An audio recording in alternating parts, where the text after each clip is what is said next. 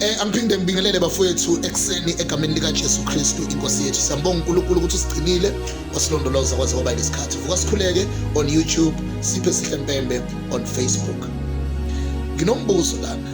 Nginombuzo othi uma kukhona abantu abaphupha ukufana nawe ngenxa yesuccess nangenxa yokuba on the spotlight. Kunabantu abamabelele ebusuku noma behamba noma bexoxa bebona isuccess yakho, impumelelo yakho, babe nephupho lokuthi ngelinye ilanga bafisa ukufana nawe. Nginombuzo ke omkhulu othi wena bakhona yena abantu njengomuntu ophumelele onazo zonke izinto, o prominent, or influential to the community, to the world, or whatever space you are.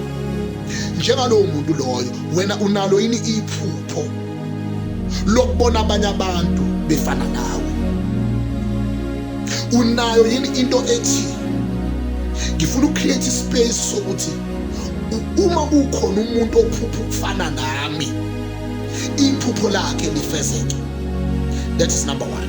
Number two, uyawenza inama means ke manje okwenza labantu abafisa ukufana nawe noma kuthiwa ubazi, kodwa ukwenza research yokuthi labantu abafisa ukufana nami ukubekethelela ukuthi udlulephi, ukubekethelela ukuthi kube nzima kangakanani ufike la ukhona, ngoba ukudlula kwakho kulezo zindawo kwakuyindlela yoprepare abeza ngemuva ukuze bangadluli la udlule khona.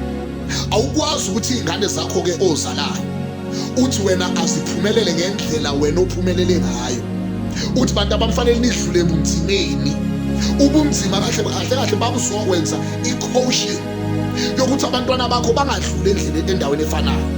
Okay, la angikhulumi ngabantwana bakho, ngikhuluma ngawe uhleli wedwa kusofa kwakho ekhaya kini, uhamba udrive wenza noma yini. Ikhona yini into kuwe ethi yazi labantu abaphupha ukufana nami ngibafisela impumelelo, ngifuna ukubenza? Bakhona yini? Do you have the time to create a task of research ukufuna labantu abafuna ukufana nawe noma ufuna ukufana wedwa? Ayi bafowethu, when you are a leader in this generation, in this time, fanele ube i-leader ezoba nabantu abafuna ukufana nayo